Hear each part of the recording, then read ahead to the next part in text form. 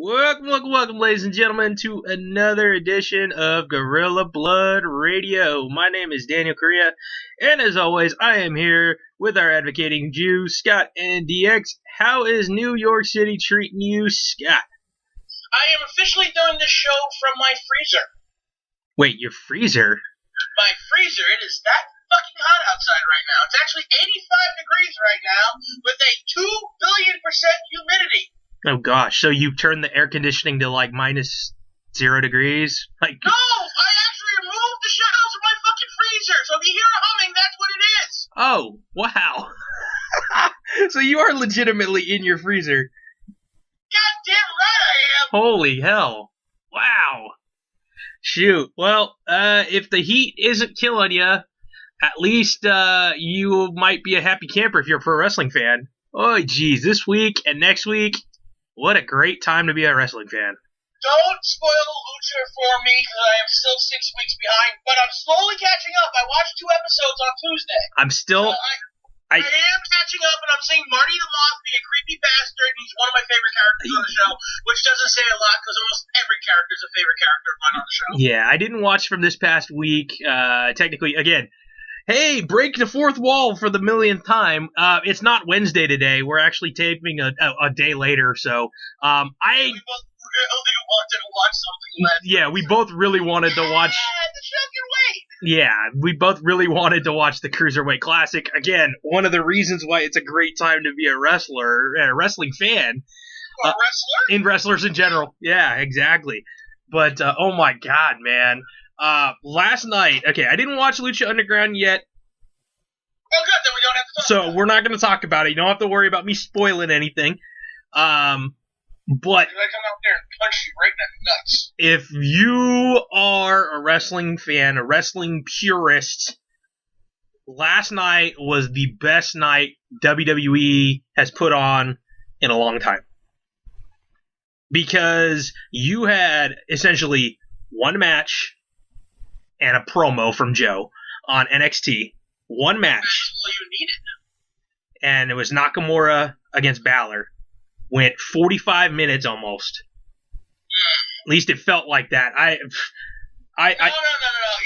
when it timed out, The intros and everything. yeah, it only went about 25 the match itself, but Yeah. it was 25 fucking minutes. It was literally Nakamura. 45 minutes of the show was dedicated to it, with the vignettes to start, the entrances. I mean, yeah.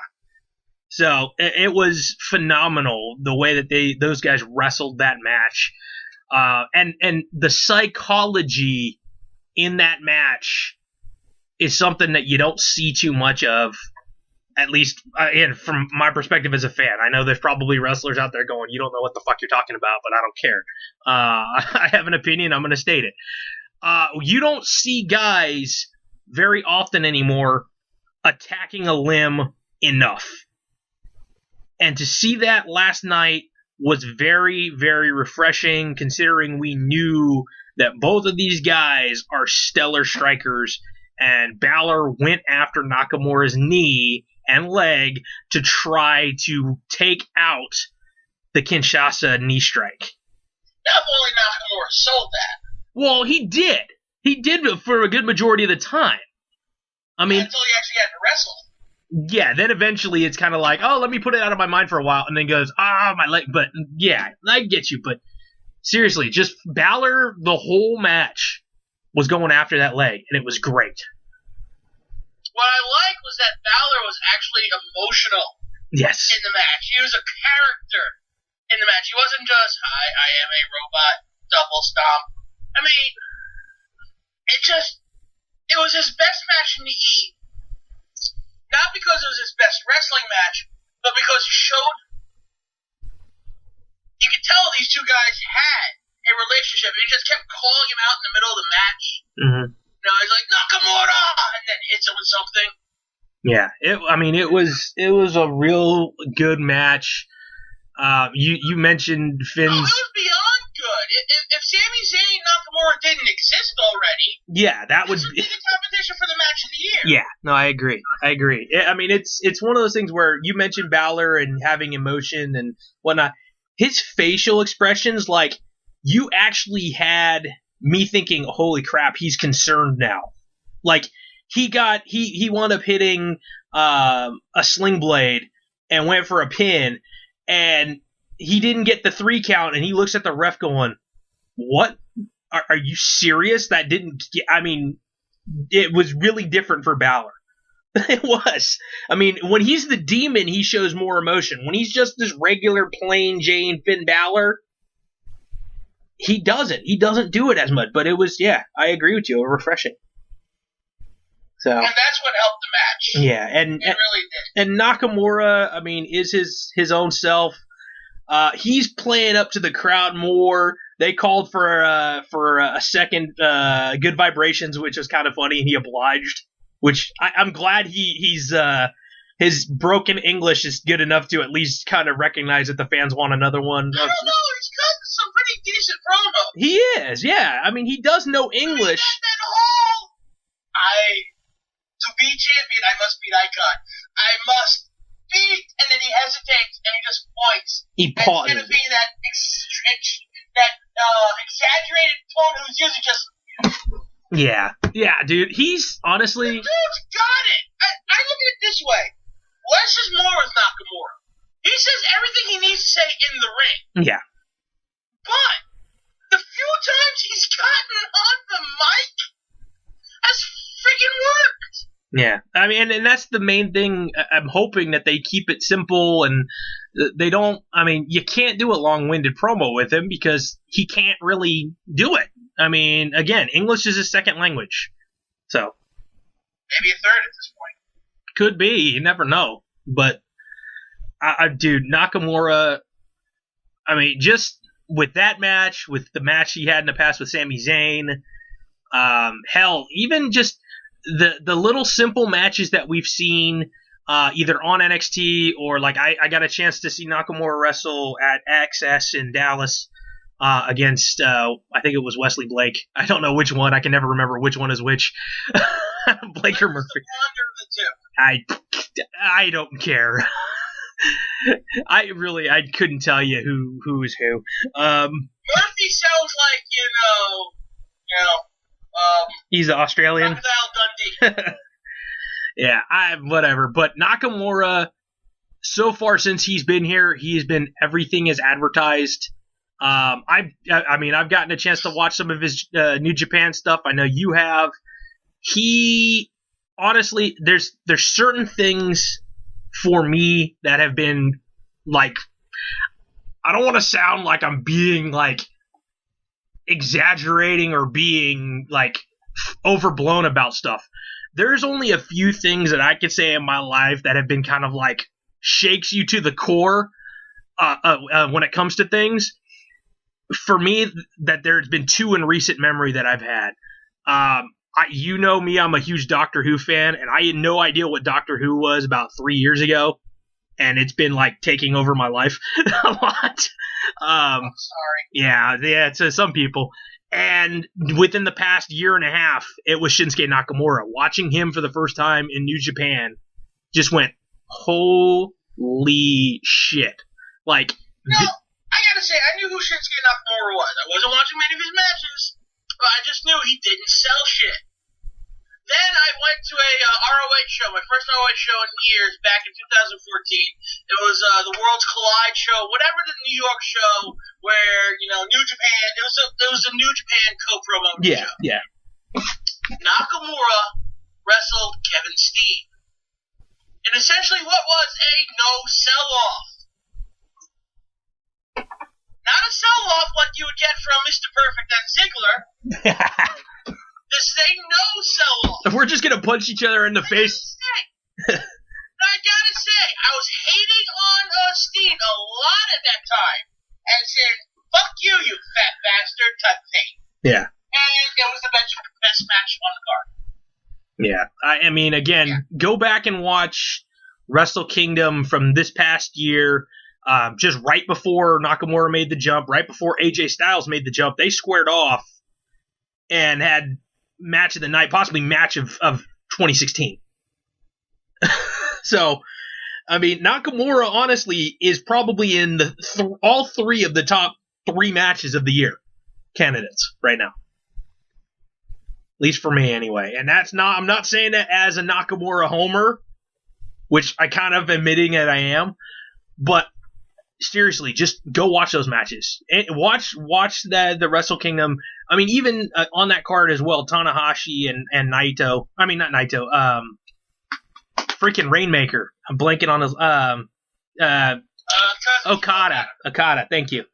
Yeah, all of a sudden I'm like, my brain went Kato. No, that's not right. That's the TNA name for him. Oh, God, they missed the ball on him, too. Holy shit. But, yeah, man, seriously. That's what happened when they missed the ball on him, right? Yeah, dude. I mean, now... When New Japan became friggin' God. Yeah, he is absolutely the best thing that they have out there. Thank you, TNA, for fucking that one up. Hey, but at least they hit on EC3, so. Hey, if he wasn't going to make it worse, someone was. And, I'm glad that it was at least TNA on that one. Yeah, so. But after the NXT thing, and Nakamura wound up getting the win on this one. So it looks like for Scott's NXT back to Brooklyn. Yeah, I might be getting the match. Now, there's apparently some spoiler going around, which I'm going to do my best to friggin' not read. Mm-hmm. Because this is one of the few times I don't want to know what I'm getting into, because even though I already got my tickets, it'd be nice to know what I'm doing. Fuck that!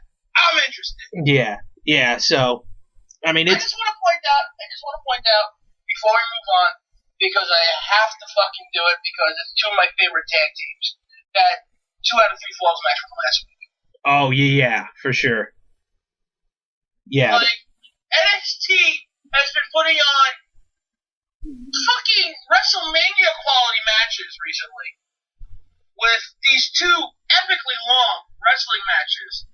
And, yes, we're all talking about Balor Nakamura, but if you're a tag team wrestling fan, American Alpha and the Revival gave you everything you've wanted ever. Yeah. In a tag team match. I cannot disagree with you at all on that statement, dude. It's been phenomenal. It has been absolutely phenomenal. I love the fact the Revival are the first 2-time NXT tag team champs. Yeah.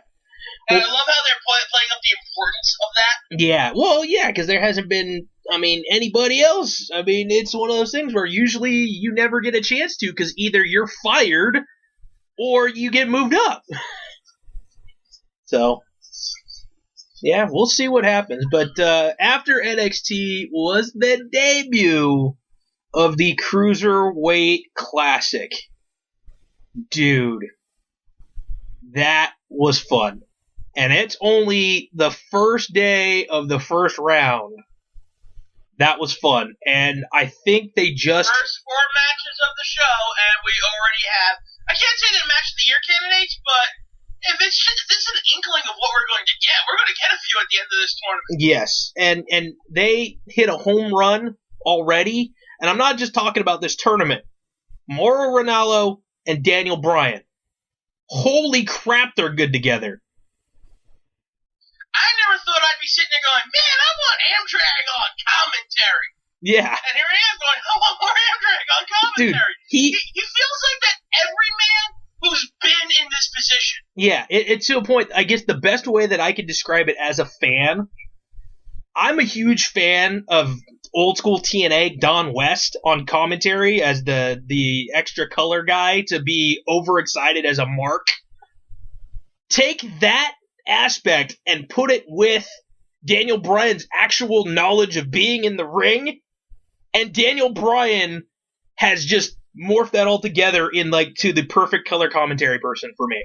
Like that. And a lot less not less overly excited. He gets excited, but it's just like, dude, he knows his stuff and he's just going, dude, this is so cool.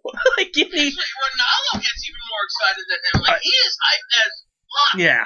But when it comes to this, they found a good balance with those two guys. Really, I think that if this is going to be a brand for them to keep going and just have a cruiserweight show on the network, keep these two guys there.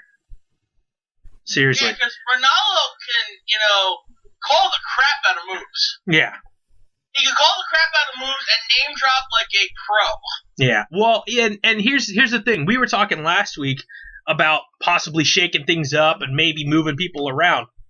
Now, if you're going to take anybody away from a table on one of the main shows, you put Daniel Bryan and Ronaldo, and then if you're going to have the King on SmackDown, put those three there. Fine. Oh, God, I can only imagine Amtrak and King going at it. Dude, yeah, I'd be happy with that. You don't need Byron on both shows or whatever. If he's, Please, I'd rather him not be. I don't mind him on Raw. Yeah, so then you. I love how it just keeps taking shit from JBL, and he's just like, we got this huge shit-eating grin on his face every time. Like, yeah, I would like doing that. He's like, of course you would. Yeah, exactly. And then you have two completely different announce teams that have their SmackDown pride and their Raw pride. That's it. Boom. You're done. You don't have to have cross-branding because then you can have – I mean, the only way that happens – and you can turn it in a storyline and have somebody be like, well, you're on both shows, so you're playing both sides, asshole. Or something like that. But, again, you don't want storylines based on your announcers. So split it down the middle, have two teams. But Bryan and Morrow, man, they surprised me a lot, and I think they found something with those two guys. I think we knew Ronaldo was going to be fun. Oh, yeah. Daniel Bryan has surprised me. Yeah, let's be honest. It's Daniel Bryan that we were sitting there going, really? But I think he showed something at first with bracketology. Yeah. Because he comes off as a guy who's a fan of the business who gets to talk about guys he's actually been in the ring with, as well as want to be like, damn, I wish I was still wrestling to fuck that guy up. Yeah, exactly. And the best part of the bracketology you mentioned, him talking story about him and Brian Kendrick.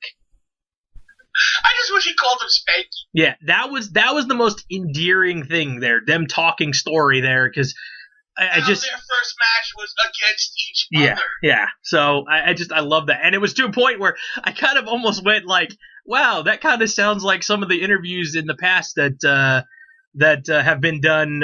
We've done with the P-Dub thing, and where one person who's actually conducting the interview likes to talk, and then I'm like, Daniel Bryan, let Brian Kendrick talk. Kendrick was sitting there going, I'm so happy to be back. Yeah, he's like, I don't care. I like the fact that they focus on T.J. Perkins too, even though I'm not a fan of his. Yeah, I like the fact that they're actually picking on certain guys and be like, I have a feeling we just hired him. Yeah, that. And you know what? He's one of those other guys that I've been lucky enough to see in person out here, get a chance to quote unquote work with. I was a cameraman, so I really didn't know these people other than the 5 seconds. Hey, how you doing? But gotten a chance to film him up close in the ring, and he's amazing, dude. He's such a good wrestler, and people have given him shit over the years, but that guy's been wrestling legit since he was, 13, they said? 14? Yep, 13, because, Lucha Libre, fuck the law. Yeah, and he's not even, 30 yet? Or he might just be 30. He's like maybe even around my age or your age. I don't think he's that old yet. I don't think he's much older than me or you. If close, I still think he's in his 20s. But if he is, he's 29 or 30. Yeah, Let's put it that way. Yeah, 29 or 30. He's got to be younger than us. There's no way he's in his mid 30s. No way. Considering the fact he said he'd been wrestling for that long, and then he started at 17 years. Yeah, so.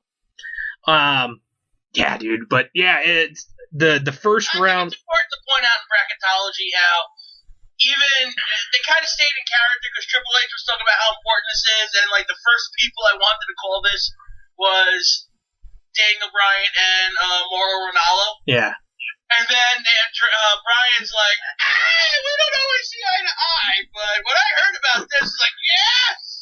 Yeah. So, yeah, that was pretty fun. Yeah, I mean, and you could tell, Bryan is just having the time of his life with it, dude.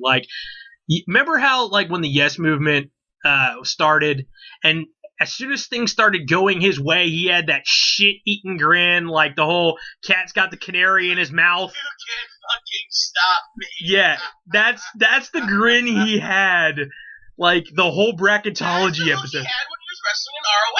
Yeah, and you ever notice that when he was just in ROH for shits and giggles? Yeah.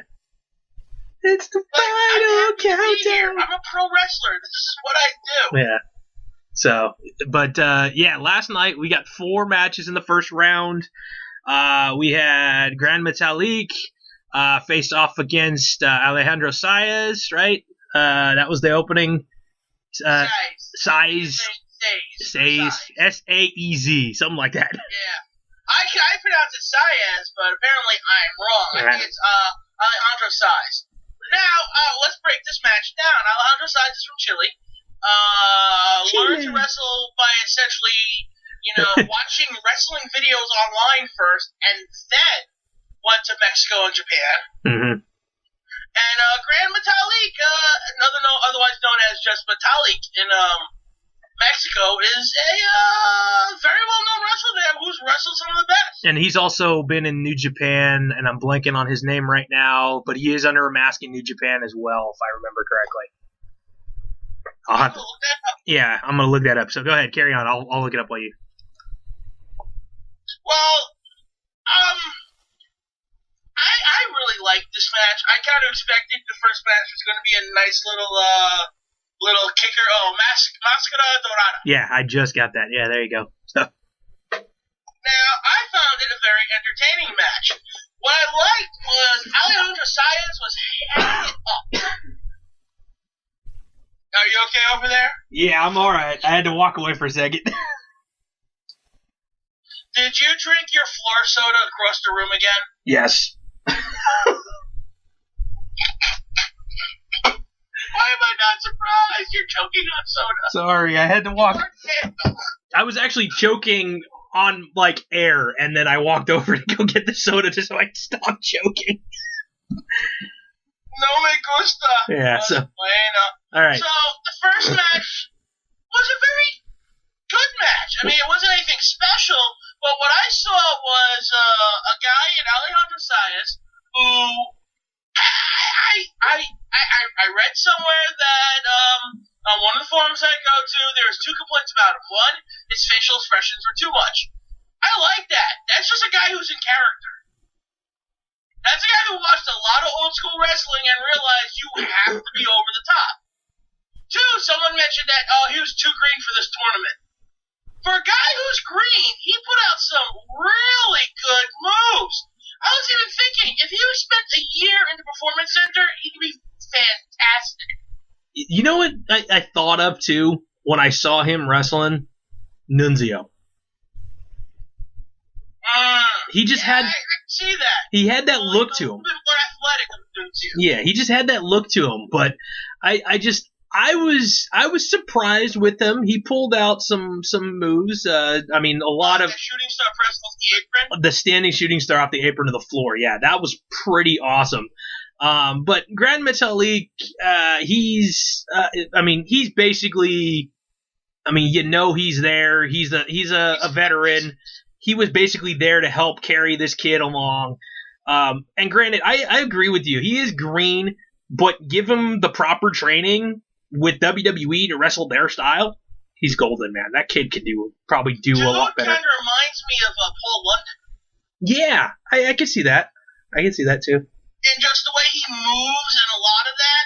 I mean, he just has that vibe. I like how he's just dodging shit from Metallica, walking out of the way. Yeah. There was just something about him that really kind of gets your attention. I hope WWE looks at him and goes, we could train this guy. Yeah. I would like to see him get picked up because there's something about him that I think really could prove to be something special. Yeah, and Metalik wound up winning the match. Again, the veteran, you kind of need to have him win that one. You kind of knew from the get-go, at least I felt that way, that he was going to win. So he advances. The next match, let me see. I don't have it right in front of me. I was trying to go based on memory.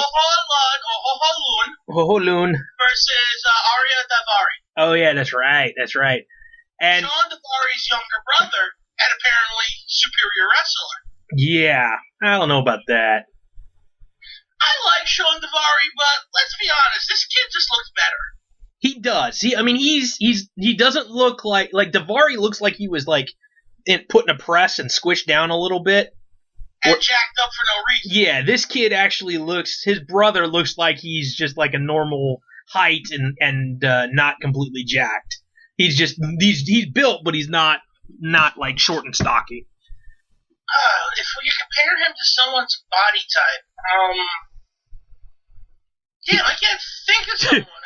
he's more, honestly, he's more in the body type of a Muhammad Hassan than he was Davari. Very true, actually. He's slender, he's svelte, but he's very chiseled. Excuse me. As the way to put it. Yeah, and as you continue choking. Sorry, and Ho Lun looks like a 12-year-old Chinese backyarder. I'm not kidding. He was the one thing really. I wrestled like one too. Ho Lun, basically, he started the Hong Kong Wrestling Federation. The other wrestler, Jason Lee, that's in the tournament, is one of the guys that wrestles against him. They're fairly. They were teacher-student, now they're rivals.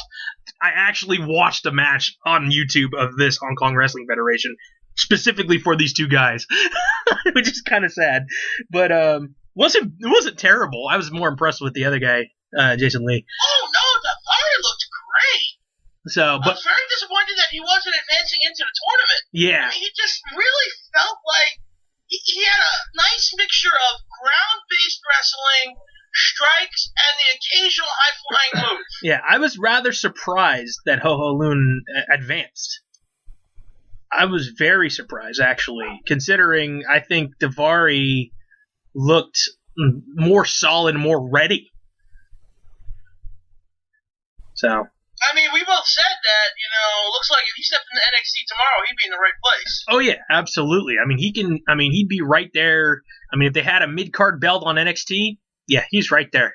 I mean, ready to go. No problem.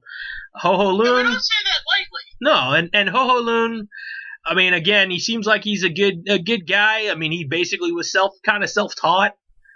So, I mean, you could tell.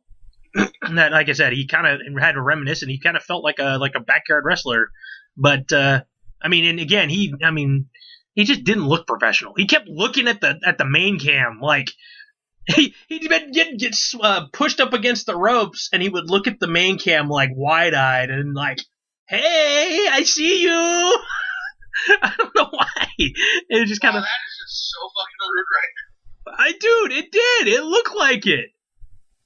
I don't know why. It just looked like he was just looking at the camera, like, constantly. I don't know. Because he was, probably. So, I don't know. He's like, "Hey, family, look at me. I'm on TV." It's like a little kid. Don't look at the camera. I want to look at the camera. So, no, but Ho Lun's advancing. Then we had your boy, Cedric Alexander, going match of the night. Going against what is it? Patoy. What? How the freaking hell do you? Huh? I think it was like Patoy. I don't know. Some French guy. I can't pronounce his name. But dude, those guys did good. Cedric was amazing. The other guy. Okay, the Frenchie. Let's call him. I just want to point out that that's not his name, and he doesn't normally wrestle under that name. Okay, what does he go by? There's actually, I think, a different name that he chose, if I recall correctly, because I was looking him up. Dang it. Where is it? It's like, when you look it up, all the shit that comes up is for, results for it, but not the actual guy who's wrestling under the name. Interesting. Yeah. But I thought his name was... Oh, no, wait, let's go to the CWC wiki page. Remember when we went to the roster on that one? Okay. I think that's where I saw the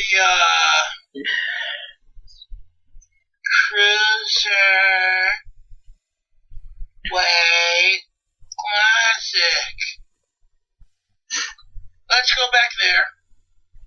Let's go to roster. Whatever loads. Tristan Archer. There you go. There we go. I found it. So you know what that makes me feel? that he might already be signed. Maybe. Which I would not be upset with. Yeah. Let's see Would here. you? No. I mean, he was solid. He was beyond solid. That showing was really well done. So, yeah, I mean... I am very happy to see, something like that, because he wrestled a damn fine match, and Cedric Alexander was just like, if it wasn't for the fact that Kota Ibushi was on the show, he would have been the most over guy this episode. Yeah, well, and this Patois, I don't know how you, again, pronounce his name, Clement Patois, Petoit, something like that. He has wrestled NWA stuff out here in the United States too, as well. He wrestles normally in France and has debuted in 2010. So he's been wrestling for about 6 years. So trained by Lance Storm as well up in Canada. Yeah, so I honestly think that the name already kind of indicates something. Yeah, could be. I hope so. I mean, it's not like his name before meant anything, so, you didn't really know who he was. It's not like Cedric Alexander, who comes in with a following and a perfect story of how he left a steady gig at ROH. Yeah, lucrative deal. To this tournament. Yeah, so that's pretty awesome that they did that. And Cedric, man, the height he got on that springboard clothesline, dude, like you always talk about like jumping up into the lights. Holy crap, I'm shocked he didn't hit his head on the ceiling. He's lucky he didn't. So he's beyond talented. That's what I love about that guy. I always was a fan of his. I always thought Caprice Coleman just had a weird name. Yeah. Well, so, and it was it Cedric Alexander or Caprice Coleman who beat Moose the first time? It was Cedric Alexander. Okay, because I was thinking it was him, and I'm sitting there thinking, dude, if they wanted to take a shot at TNA right now, they could, because of Moose debuting on Tuesday with TNA. They could have taken a shot and be like, hey, does this guy beat some hotshot free agent in the other company? Yeah, he's gone around, and he's the first guy to take out one of the hottest commodities in pro wrestling. Yeah. In our company. Wait, we're not going to mention him. Yeah, so. But, yeah, I don't know. I thought maybe they might take a shot. But, yeah, Cedric Alexander killed it. He won. He advanced. Now, I know you said this one was your match of the night.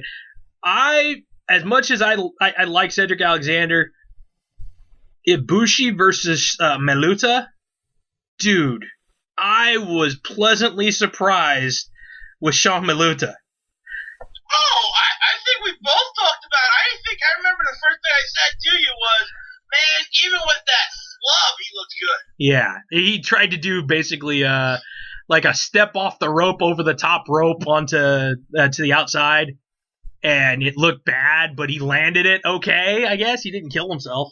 Not really. He landed it to the point where no one died. Yeah, so, but... That was it. But that super kick that he hit on friggin' Ibushi, and the way Ibushi just went down.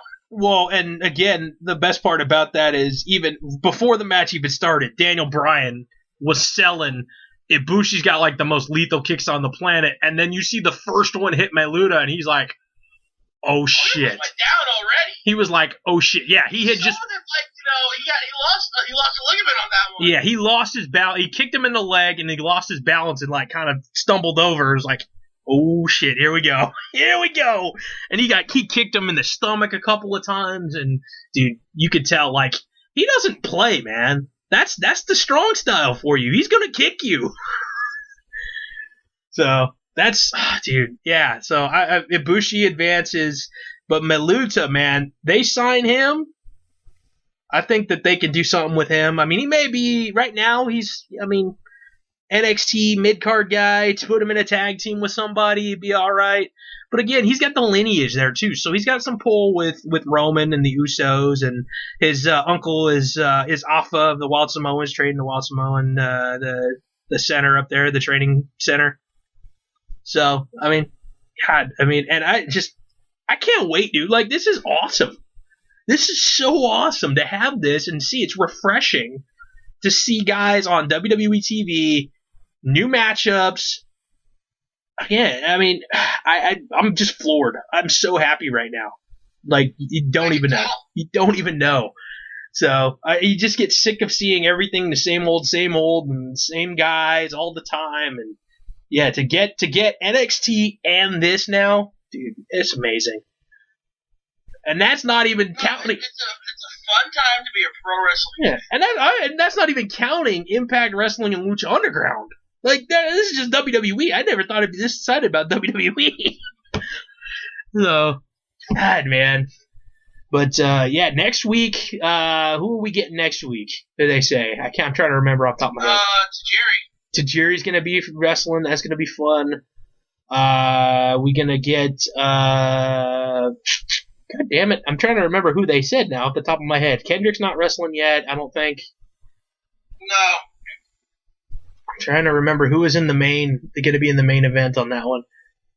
No, I don't want the tapings. I just want to know the matches. Yeah. I'm waiting for Gargano and Ciampa to go against each other one-on-one. That's going to be fun. I do know that they are the last match of the tournament. First round. Okay. So they're going to let them go last. Then I know we got the Bollywood boys in separate brackets. We got, you know what? I'm a little miffed after I saw the bracket. The second round matchup, Zack Sabre Jr. is probably going to win his first round matchup. But Drew Gulak, after he wins his first round matchup, has to face Zack Sabre Jr. And I'm like, fuck. If he wins his first round matchup. He should. God, I'm so mad. Like, they're right there next to each other. I mean, they're pairing it up. I think maybe TJ Perkins is going to be on the next show, too. Yeah, dude, I'm so floored with this tournament, man. Like, it's so cool to see something different like this again. Yeah, I'm excited. If you couldn't tell from me saying it a million times, I'm excited. Oh, man. Are you excited? Just a little bit. So how is everything in New York City? Anybody die yet from Pokemon Go while crossing the street looking down at their phone? Damn close it feels like. Someone got mugged. Oh, are you serious? Yeah. Shit. That's fun. Oy. Oh fuck, don't go to the Wikipedia page for this. Apparently there's a shitload of spoilers and I almost ruined the whole fucking thing for myself. Oh gosh, yeah, don't. Oh man. But yeah, man, are you into that Pokemon Go thing at all? Nope. It's like it wants all your fucking Google information. Yeah, I really don't. Yes. I really don't use my Google for all that much. So, yeah. Yeah, well, that's my main email address. Okay. Well, create a crappy one just for this and play. Why? It's already connected to my phone. I don't want to fucking deal with all that shit. Yeah, that's true. Oh, well. I will say this. One of my coworkers had it.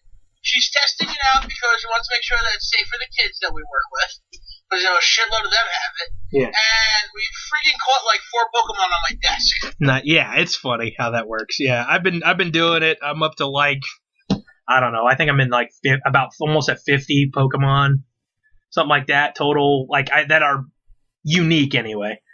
I'm like level 10 overall as the trainer and stuff like that. But yeah, it's fun, man. Like it would be more fun if like I can randomly like meet you at some place and actually battle, but it's not how it is. I mean, yeah, yet anyway.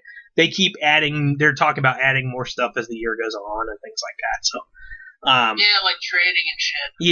Yeah, trading things, and which is going to be great because that's how people are going to get the entire, catalog. Because there's just some of them you can't get in your own location. Like around my house is like, when you first start, it's nothing but like Pidgeys and Rattatas and Ekans. I mean, there's like nothing. So you have to go out and actually do stuff, and it's kind of and go to different locations. It's not a bad thing, but Jesus Christ, I don't want to be walking around on my fucking phone any more than I already am. Yeah, and the battery freaking drains so fast. It's insane. It's insane. So, but yeah, I mean, I'm enjoying it so far. A lot of the Poke Stops where you can get free crap like free Pokeballs or revive potions and stuff like that. People are like complaining because it's like 90% of them are like churches or schools. And they're like, what are you saying, Pokemon? Speaking of, the school I work at, you get like free fucking eggs and shit. Oh, nice. That's fun. So you got a Pokestop right there too. It's the mural on the school that I'm at. Oh, that's cool. Nice. That's fun. Yeah, that's most of them. It's either some sort of school or church or like or like at the park there's a certain item or whatnot. Like at one of the parks by my house, it's like here's the merry-go-round. It's one of those places or whatnot. So yeah, it's pretty fun. I mean, it's getting people out and about, and I think that's kind of cool. People are getting exercise and. There's just a lot of backlash of people be like, hey, you're not fucking 10. Why are you playing Pokemon? This, that, and the other thing. I'm like sitting there looking at it going. Because I was playing it when that shit first came out? Yeah. Exactly, man. Exactly. I mean, that's the funniest part about it is there's a lot of memes going around, and I posted up one on my personal Facebook. And it said, they should have a test of who's that Pokemon. You remember from back in the day when the episode showed, they would say, who's that Pokemon? And then they'd go to commercial break and you saw the silhouette of the Pokemon. And then when they came back, they would tell you who it was. Somebody was saying they should have a test. And if you can't answer 5 out of 7 on this test, then you're blocked from the server. Because if you don't know that, you shouldn't be wasting bandwidth. Yeah, that's angry. Because I'm looking at it going, there's some of these kids that have no idea what the original 150 Pokemon is other than Pikachu. Because they're in this new generation of stuff where there's like, they just came up with like the craziest things ever. I'm like, okay, this is weird. I know like 150 and then all these other new ones, I'm like, eh. And I watched it for how many years as a kid? And I've gone back and thanks to Netflix and other things on the internet, I've gone back and watched more of them too in the past couple of years. There's like 780 of them or something. It's insane. There's actually a YouTube video of a guy doing a poke rap and naming them all, and cut in between like the segments, it sounds like the announcer guy is being held hostage. And he has to, like, continue doing the rap, or the producer's, like, gonna kill his kid in the background. And he's like, oh my god, I'm so tired. Daddy, save me! It was like, oh my god, it was hella funny. I don't know if you've ever seen that. Nope, and I don't plan on it. Okay. I don't have time to hear that many damn Pokemon. Yeah, it's crazy. Even Weird Al did a Pokemon song where he named the original 150 with his accordion. I don't know. I didn't even realize that till the other day, and I was like, "Really? You did that? Okay, sure." So how have the comics been? Have you delved into your newfound pile of comics? No, I'm still trying to read Billy 99. I don't have time to do anything. It's like I'm so tired. I don't even have time to read on the crapper. Oh man. I actually rest my head on the toilet, the toilet paper roll and take a nap. Oh, jeez. Seriously, it's just, I don't have time for anything. I'm surprised we even got a show going this week. Yeah. I mean, for those who don't know, I've been waking up fuck-ton early every day. 6:30 in the morning, 5:30 on Tuesday to do this friggin' job. It ain't easy for a guy who usually goes to bed at 5:30 in the morning. Yeah. I mean, you're used to working that afternoon stuff, and now it's like, the early stuff. Yeah, well, thankfully, because I worked 9 hours straight today, I get to go in a little later tomorrow. Yeah, it's nice. So I get to sleep in a little later, so doing a show tonight isn't a huge burden. Nice. Although we might Yellow Bus special this one and do it a little shorter. Okay, yeah, no problem. Oh, man. I would love to get to Usagi Yojimbo because I bought. Well, I didn't buy it for my birthday, which passed a few weeks ago. But you missed! Even though I don't remember your birthday, so I don't do it. Well, I sent you something like 2 weeks before your birthday, and I'm like, I know your birthday's coming, so here. And then when I realized it was the actual day, I didn't realize it until, an hour after it had already finished. The day had already finished. So. Yeah. It's okay. No worries. Yeah. But, yeah. Where was I going with this? Something about birthday. I guess, I don't know, somebody get birthday present or... What did I say before the birthday? We were talking about Usagi Yojimbo. Oh yeah. I got, my aunt picked up for me the Usagi Yojimbo saga, the first, 7 volumes, because, for those who don't know, Usagi Yojimbo, which is a samurai rabbit, illustrated and written by Stan Sakai, has been going on for like 20 friggin' fucking years, which I'm not going to be upset about. Started off at Fantagraphic Books. Yes. Fantagraphic Books.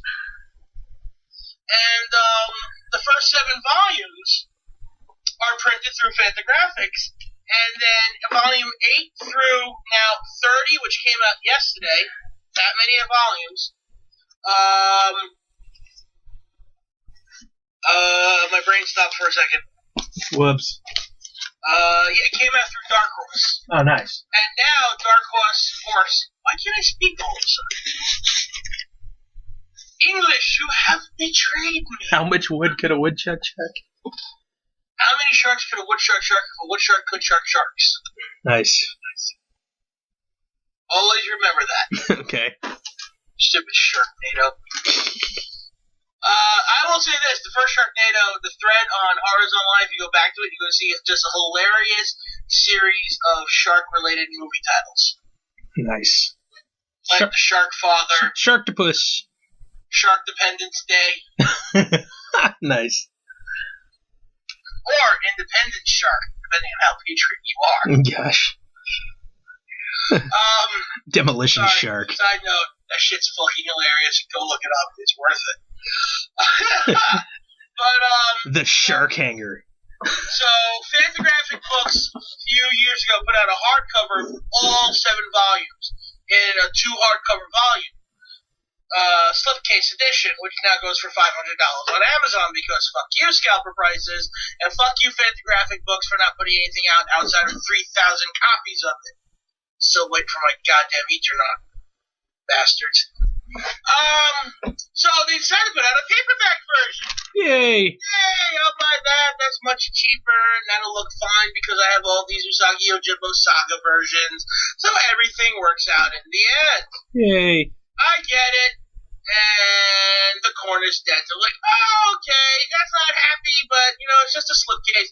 Fucker went through to the cover. Yeah, that's what you're saying last week. Well, got in contact with Amazon, and they actually gave us $15 back. Yay! Indeed. That's awesome. Now you can go buy something else with it. Well, maybe not, but you know what? I ain't gonna argue. The book's now only 35 instead of 50, so fuck it. Hey, no problem with that. Shoot. I'll take a partially damaged book if it's gonna cost less than half of a cover. Sure. That makes it. Hey, why not? It makes it even sweeter. I did finish one book with that nice racist Holy Terror book. Oh, jeez. How was that? Damn, Frank Miller's got issues. Racist as hell. I don't know if he's racist as hell, but damn, he just got issues. I'm gonna leave it at that. Yeah. Issues. Comic books issues. Subscriptions. Sorry. I just made me think of there's a t-shirt out there with a caricature of Deadpool reading comics and it says I have issues. Yay, Deadpool. Bad joke. Sorry. Yeah, apparently. It's it's just hard to get into certain characters. Like, I love the Deadpool movie, but his comics, a lot of them are just bunk. See, again, I don't read comics enough to know what's good and what's bad. Like, that's my problem. Well, that's why you gotta listen to me. I know, that's why most of the time it's like I let you go, and I'm like, okay, that actually makes it sound interesting. Or I completely butcher it for you. Or, yeah, you basically say, don't read this is shit, fuck this. So, yeah, I say that a lot, too. Yeah. I mean, I had a friend in high school that read, that I think it was, maybe it was college then, was into the Usagi Yojimbo stuff, and I don't know, it never clicked to say, yeah, maybe I should read this. I mean, I wasn't in the samurai thing, so it's just, yeah, whatever. Yeah, I didn't start reading it until about 2 years ago when I got, like, online copies of it. But I breezed through the first 6 or 7 volumes, and I was just like, damn, this shit's fun. You know? Yeah. Granted, there's a lot of death that comes with it because fucking samurai rabbit. Well, and it's basically, it's supposed to be like a takeoff of a Kurosawa film type thing, yeah? Yeah. So. He's essentially a ronin. He's a masterless samurai because, you know, he failed his master and he died. That's the whole story there. But it's entertaining as all hell, and I enjoy it, and I'm going to keep reading it, and I'm going to, you know, just go with it. Nice. And now that I got pretty much the first 29 volumes of it, yeah, let's get it done. Get going. All right. Shoot, man. Again, random question considering, again, how busy New York is. Do you ever get a chance to, like, read on the subway? Again, this may sound like a stupid question. I'd rather not. In the mornings, you can't sit for shit. And I only take a few, Christ, what I'm trying to say. A couple stops away. Like I said, English has failed me today. It's like a couple stops away. It's not a lot of stops. What I would do is on a comic book day, when the comic books come out, I'll go to a website and I might read a few of them on the bus. Okay. Load each image, read it, enjoy it. My phone's very tiny, so I'm like holding it up to my face and enlarging images so I can read it properly. But, you know, I get through a few books that way. Okay. All right. Yeah, because I was one of those people where I can read a little bit, but I don't know. I get conscious of people looking at me reading. I don't know what it is. I'd rather just sit there. Yeah, I didn't have that problem when I went to jury duty. I brought a couple comics with me. I'm like, I'm going to sit here and read. Yeah, I get like self-conscious about reading or like writing. Like I've done stuff like that too, where I'm writing, doing some creative writing or something like that, or drawing or something in front of people. And I get self-conscious about stuff like that sometimes. It's easier for me, honestly, it's easier for me to sleep, which is, it's slightly scarier, you would think. Because you fall... yeah, please. I just like, this ride is comfortable.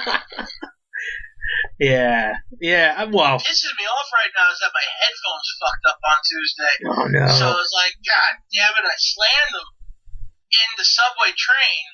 And it hit just the metal bar, and everything just shattered in them. So I'm like, well, there's no way of repairing these. So oh, no. That's not good. I gotta find time to actually buy new headphones finally. Yeah, another thing to go on your Amazon wish list. Yeah, because I don't have enough on there. Like the 1,600 items I got that I want. Yeah. Like, I got 800 DVDs on there. Have you watched the 800 you have? No! I just want more. That's funny. It just sounds like the guy with the video game collection. You ever see that guy? It was like every single like obsolete video game system in every game for those systems. I'm like sitting there thinking, no, that sounds much worse than me. Yeah, that sounds like it's too much. Yeah, I don't know about that. So, yeah. Man. So yeah, I'm looking for a place to live, man. I'm still thinking about moving out to Texas. Yeehaw. Dude, you gotta make this decision, eventually. Oh no, yeah, this for a while. No, I know. I'm right now. I'm aiming for being out there to start the school year off. I'm hoping. I'm crossing my fingers. I got a phone call into a realtor right now, and I actually found a house that I might buy. So we shall see. We shall see. I don't know. Not sure. And again, it's the difference between here in California, where you're at, New York, and Texas. My parents' house is smaller than the house I'm looking at in Texas, and it's under $100,000 in Texas. Make sure you have room for people to hang out. Yeah, there will be. It's a 3-bedroom, 2-bath, and here's the kicker: it's got a I guess a workshop in the back, it's basically the garage, but they turned it into a workshop, which I'm like, ooh, art studio. And there's an in-law suite. And I'm like, what does that meaning a 1-bedroom like studio with a kitchenette and a bathroom in the back of the house, like completely separate. Jesus. And I'm like, hell, rental property. Shit. So I'm crossing my fingers. I'm hoping that the agent gets back to me, and we'll see what we can make happen. So we shall see. We shall see. That sounds pretty good. Only $100,000. Yeah, under $100,000. So with all the extras, taxes and closing costs and shit, it may be right around 100. So we'll see. That's pretty impressive. So we'll see. Yeah, it's kind of. It's in the middle. The place I live is 125, but I fucking it's a co-op. Yeah. That was a decade ago. Yeah, it's kind of in the middle of basically the thing is it's kind of in the middle of nowhere. It's not quite in the middle of nowhere. It's like between Fort Worth and Waco on that major freeway. So there's like little towns along that freeway. It's not like it's just it would be the one house. It's actually in a neighborhood. So it's still not like you're here and then 2 miles down the road is your next neighbor. It's not like that. Oh man, I was hoping it was gonna be like, like one of those movies with a drifter going from town to town, and it's just like it's one main street with like 4 buildings in it and a fucking general store. That would be fun, actually. And a post office. I want to just go to one of those towns. Everybody in the town knows everybody else's business. No, thank you. I still want to go to one of those towns. Just be like, I've been to a town where there's literally less people here than my apartment building. Yeah. And there's one stoplight in town and it's broken. Oh, man. That'd be funny. So, yeah, I mean, we'll see. Crossing fingers, hoping everything works out, but I don't know. We'll see. Good luck with that. Yeah, here's hoping, man. Shoot. It's going to be a lot less cheaper to visit there than California. Yeah, no, that's for sure. Yeah, definitely. That's one thing, man. Definitely got to meet up, and again, damn it, I wish I had the extra cash that I could spend to go out there and see NXT Brooklyn with you guys, because that would be in SummerSlam, because that would be killer. I mean, it's looking like those 2 shows are going to be pretty goddamn awesome. One can hope. So, oh man. If I get my way and I get Nakamura and Joe, nothing else matters. Yeah, exactly. Oh shit. What was I gonna ask you? So, are you somewhat excited for Randy Orton and Brock Lesnar? I'm excited for the shit I'm gonna take during that match. Wow. He's already calling it the bathroom break match of the night. Well, what else would you expect me to do during that match? Watch it? Maybe. Considering it's like going to be Randy Orton's first match back in forever, and I think they've only squared off one time ever before. Yeah, let me see. Have I missed Randy Orton?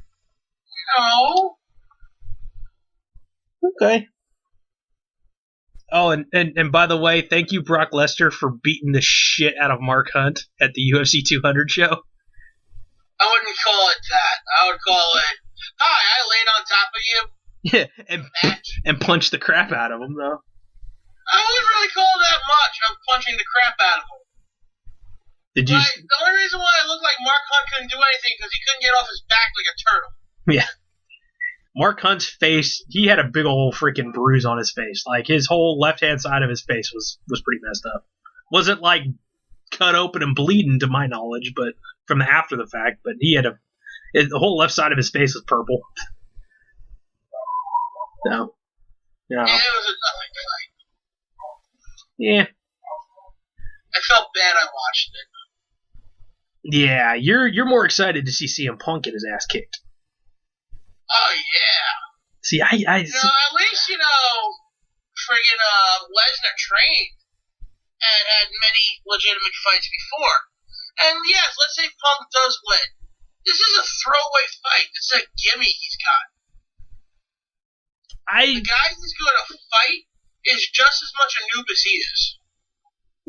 Actually, I think Punk's the underdog in the fight, too. On top of that, because of the fact that he isn't a real fighter. Well, he's just learning how to do all this shit for reals. So, I mean, yeah. I'm the exact opposite. I kind of want Punk to win. Every time one of these wrestling guys goes in, I want the wrestler to win. Just because, like, to legitimize the badassness of pro wrestlers. Because everybody says, oh, it's fake. It's not even a real sport. Blah, blah, blah. So, but I know how much people think of CM Punk, so I don't blame you for wanting him to get his ass beat. Yeah. Well. Hey, any word on Valdo and his in-ring debut? No, I haven't had a chance to talk to him lately. I haven't had a chance to talk to anyone lately. Yeah, man. I'm very surprised I'm here right now. True. Yeah, I'm very surprised I'm awake. I actually feel like I'm going to start dozing off soon. This is starting to become my bedtime right now. Oh, man. Because, yeah, it's... So if I start snoring again, I think we'll end the show. Same shit, different day. Yeah. Oh, man. Oh, man. Yeah, I seen you... okay, you got to explain to me on your Instagram... What was the drawing that you did with the guy, the old zombie-looking dude shaking a cabbage at somebody? What the hell was that shit? All right, so several years ago, I when I was still teaching art, my goal was to have the kids create a comic. They had to write it, they had to illustrate it, put it all together from top to bottom. Okay. They were going to write it, they were going to draw it in pencil, they were actually going to ink over it afterwards, and then maybe color it. Nice. My idea was a really shitty character. I don't want to give away just in case I ever go back into it. But his villains were underwater vegetarian zombies. Okay. So what it was 4 soldiers were pulled from a shipwreck and resurrected using technology, and they became zombies. The thing was, they were vegetarian zombies. So they went around wreaking havoc, and no fruit stand was ever safe again. So the character I was working with, which is based on a skeleton, because fuck you, I like skeletons, and I don't hide that fact. Nope, not at all. Was supposed to stop them, and that's about as far as I got. Because I wanted to be like a kid-friendly book, so it'd be fun and silly and shit like that. And I thought you can't really get sillier than underwater vegetarian zombies. Nice. But, yeah, I am not much of a writer, so I have 8 illustrated pages with dialogue and everything, and that's it. That's funny. I just thought, I was like, what the hell? So, I've kept the idea of the characters floating in my head because, fuck, I love them. And one day, this one guy who we were working with who was, I'm not going to say anything about it. Okay.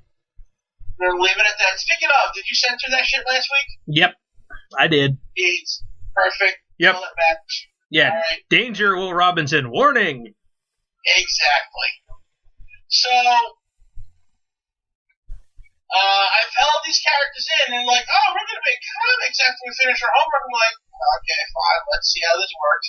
Some kids are working on it, other kids are just doodling, so I was like, you know what, screw it, I'm going to make a comic too. And I just happened to draw the lead zombie. Nice. Staring at a cabbage. In confusion. Like, one of the jokes was going to be, like, for the zombies was like, you know, each of them would be like, carrots! No, one would be like, cabbage! Broccoli! Celery! The other one's like, carrots! And they all just look at it disappointingly. That's no sweet vegetables. That's funny. Brussels sprouts. Broccoli Rob. Oh, God, I tried that recently. It's so bitter. No, you want to know what's bitter? Bitter fucking melon. Ooh, no, thank you.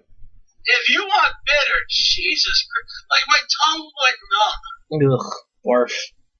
I was like, See, that's, you know what the fun part is? You mentioned you're teaching kids and stuff art. I got a chance to really do that at the start of the school year, subbing long term. One of the teachers went on maternity leave. And it's always funny because, I mean, again, I'm at high school level. You're more with younger kids. Yeah. So they're more apt to try and to do little things, and you make it easy and fun and whatnot. Well, the crazy part is you get the high school kids, and they're like, I really don't want to do this. I got put in this class. Well, I started doing something as an example while they were working. I had the examples up there that the teacher left for me, and I'm like, here's how easy this project is. And about 15 minutes later, I was done. And they were still hemming and hawing and not even picking up goddamn pencils yet. And I'm like, really? Seriously? Like, it was just, here's a photograph of Hugh Laurie, Dr. House, cut in half. Draw the other side of his face. Mirror image portraits. And some of them were hemming and hawing, and it's like, I can't do this. This is too hard. It's like, dude, just try. Just try. It's not hard. They're like, you're the teacher. You're like, you're the. I've done elementary kids. Yeah, they're like, you're the teacher. You can do that so easy. You know how to do this. You've trained. I'm like, I haven't done portrait drawing like this in years, guys. Just take the time to do it. Now, okay. That's just too much work. I know. Now, I gotta ask. Do you ever, when you're working with the kids, do you teach them how to hold the pencil the different ways to get the different shading and things like that as well? No, I do tell them that if you want to shade big areas, use the side of the pencil. Yeah, so I just was wondering, because, that was one of the things the kids looked at me like, you can hold the pencil like that? I'm like, are you serious? Like, it's always funny to me, like, some of the little things that, again, maybe it's just high school kids, I don't know. I don't know. They don't, think about these things because most of them don't care enough. Yeah, or they just, again, like I said, hey, I just got put into this class. I took it to get the A. Well, you need it to graduate most, cities. Yeah, there's usually some sort of fine art credit, but sometimes it's, at least with our school, you can take like choir or guitar or piano or something like that instead of regular like studio art. Or you could take, like some kids don't like the regular art, but they have a programming class. Counts as fine art in our schools. I don't know what. Sooner or later, I think they're going to consider that a foreign language class instead of art. I think they're going to change it soon. So, that's interesting. Which would be awesome, because then I'd get more kids in the programming, which, I mean, is basically the future of the nation and the world in general, too. So, but I know that there are some schools that make it mandatory. Like, there's one school, maybe about 15 minutes away from me. It's a mandatory class for every freshman to take beginning art. Like, you have to, as a freshman, take beginning art. And I thought that was pretty cool. But then I taught beginning art to start this school year off, and 90% of them were freshmen, And probably of that 90%, maybe half of them were little shits that didn't even want to be there. So, welcome to working with kids. I know, that's the hardest part. So, yeah, well. Yeah. I surely have plenty of them that just don't want to be there. It's the way it is. It's always fun. It's always interesting to see people's progress. That's the main thing. That's, God, dude, like that was the one. It's not about getting the project right. It's about figuring out what you can do to make the project work. Yeah, well, and that was the one thing that I had a hard time doing was grading at the start. Because I had to do the first report card grade, and I had one kid go, "Dude, Korea, you gave me a B," and I'm like, "Yeah, because you earned a B." And they're like, "What are you talking about? I did all the work and turned it in." And I go, "Yeah, but did you try half the time? You're lucky to have gotten a B." He was like, "Oh man." Wow, over a B. Yeah. They're thinking art's an easy A, but it's a matter of where you start, where you progress to. Did you follow the rules? I guess that's the best way I could say. If you tried, that's the one thing I hate is when you get the one kid that's really, really good at art, but they don't do it the way you're showing them, so that you know they mastered that technique. And you have to mark them down for it. I hate doing that. I had to do that once too. I don't know. Have you had to deal with something like that before too? Since I don't grade shit, no. Oh, okay. Okay. Yeah. Well, yeah. Yours an after school program, right? Yeah. So you're doing more stuff for fun kind of things, and the what's the word I'm looking for?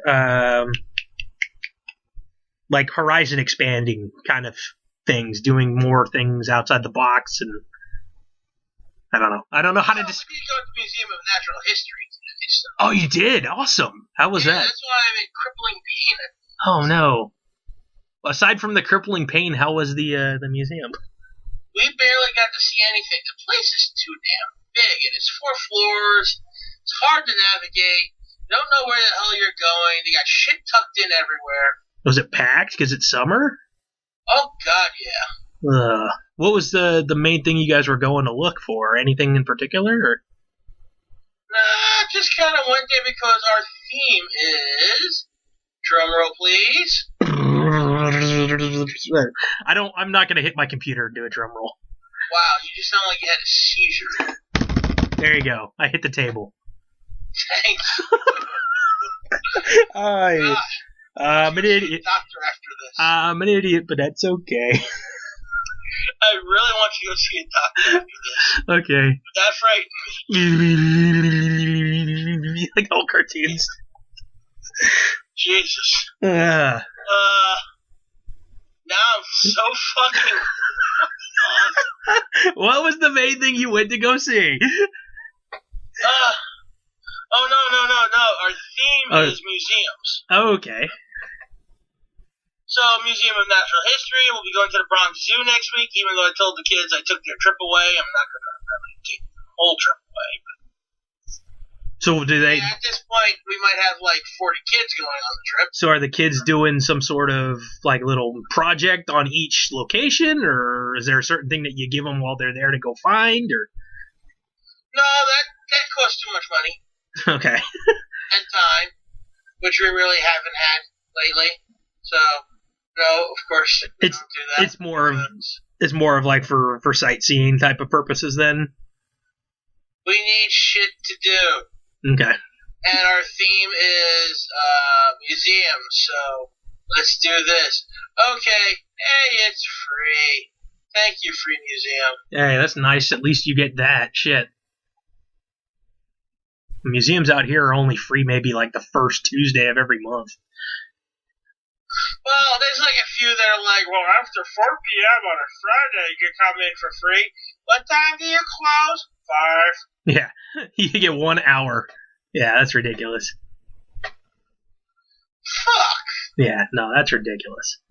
Yeah, the SF MoMA out here, They were doing renovations last I heard. I don't know if they're done yet, but it used to be like the first Tuesday of every month is free, and it's so crowded because everybody shows up on that day. Because to get in, it's like $13. Oh, geez, that's cheap. Yeah, well, man, I was. Yeah, I don't know. I thought that was expensive because I was expecting it to be like, oh, cool, $8, get in like it's a movie. Yeah, right. What the fuck movie are you seeing for $8? I go matinees, so. Still, man, stop watching porn at like 12 in the afternoon. Alright, what the hell? So. And that's an issue right there. You need to see a doctor. Gosh. No, gosh, jeez. Yeah, I'd go to museums so much more if they weren't so fucking ton expensive. Now, I'm trying to remember you remember that Work of Art show, the reality show? Yes, and I'm pissed that it never happened to season 3. Yeah, I know. I was watching it on YouTube a while back, and I was like, oh yeah, I'd been meaning to bring that back up with you. Dude, that show was so good. So good. Oh, there's some really big assholes in there. And it was... I'm trying to think, what was the prize was at which museum in New York? Do you remember? I remember. I'm trying to remember off the top of my head. I can't remember what it was. Probably maybe the Guggenheim, because the Guggenheim has that big open space on the first floor that allows you to do that with. Yeah, I don't remember. Either the Guggenheim or the Whitney. Those are the ones that are best for modern American art. Okay. Yeah, I don't remember, but yeah. So, but man, yeah, that was a good show. That watching that show gets me inspired and wanting to make more stuff. So, got to start watching more things like that. Watch more art documentaries and things like that. I wish they'd make more things like that. It was a great show. I'm still pissed season 3 never came out. Yeah. Yeah, and you know what? It was funny. I had it in my queue, and I didn't get a chance to watch it on Netflix. That somebody did a documentary on Basquiat, and I didn't get a chance to watch it. And they took it off Netflix. You gotta watch the movie for Basquiat too. So, yeah, I mean, oddly enough, when I found out, I watched the Basquiat movie, I'm like, yeah, this is great. This is a pretty nutty character. This is interesting. We went to see a Basquiat exhibit at the Brooklyn Museum, and it was just the same shit over and over again in some fashion. I was just like, what happened to the guy from the movie? Yeah. That was interesting. This... Not so much. Yeah. Next floor, please. Yeah. I don't know. I like documentary type stuff. I like things like that, and just to kind of get in somebody's head is kind of nice. So, all right. Well, I got the rap signal from Scott because it sounds like he's ready to fall asleep here. Yeah, I'm starting to doze right now, and I'm really starting to feel it. I feel like that my words are starting to slur in that, oh God, I'm so tired. Okay. Well, we're going to call it a night a little bit early. Not too much early, but we're calling it a night. So we're going to call this the Short Bus Special episode. The Short Bus. Okay, I like that. All right. Well, we'll do that. It's kind of fitting for us. Yeah, basically. Because, again, I say stupid stuff, and you make sounds that don't sound like English, apparently, in this show. So, I don't know. Whatever. All right. You want to plug your Instagram and all that good stuff? Or not? And Instagram? My brain stopped. I just started going. Instagram? Okay. Instagram is ScottNDX at Instagram.com. NexusDX.deviantart.com, which I might update with something eventually again one day, even though no one ever fucking looks at any of the things that I post there. And Instagram is filled with so much more instant gratification. Yay! You can find Gorilla Blood Radio on all the social medias. Right now, the social media platform du jour is Instagram, so get a hold of us on that. You're probably watching this, listening to this on YouTube. All the stuff is on here, so if you want to go watch/listen to the back catalog, it's up here. GorillaBloodRadio.com is the main website. And, Daniel Correa, DCorrea247 on Facebook, Twitter, if you want to find me personally. Other than that, anything else you got, Scott? Other than time for Dead, no. All right. Well, good night, everybody. For Scott NDX out in New York, I'm Daniel Correa. Have a good night, and we'll be talking to you next week here on Gorilla Blood Radio. Night, Scott. Good night.